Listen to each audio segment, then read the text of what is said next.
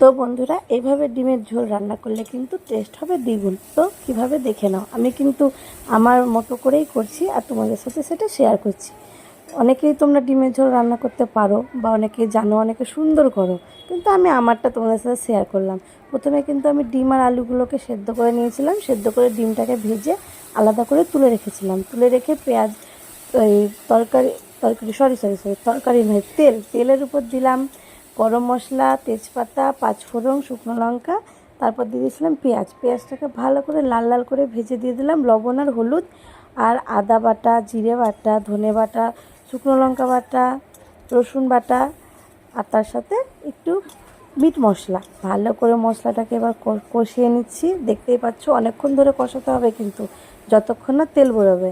দিয়ে তারপরে আমি দিয়ে দিলাম এই আলুটাকে, সেদ্ধ করা আলুটাকে দিয়ে একটু ভালো করে নেড়ে চেড়ে এবার দিয়ে দিচ্ছি ডিম।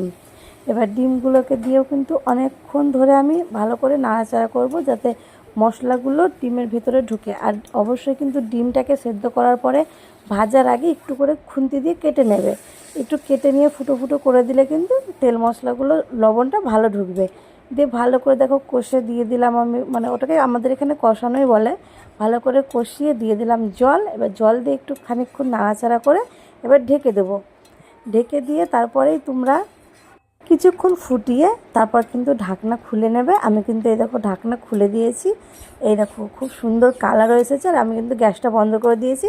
আর নামানোর আগে দিয়ে দিয়েছি গরম মশলা। তো ভালো লাগলো, আশা করছি খুব ভালো লাগবে।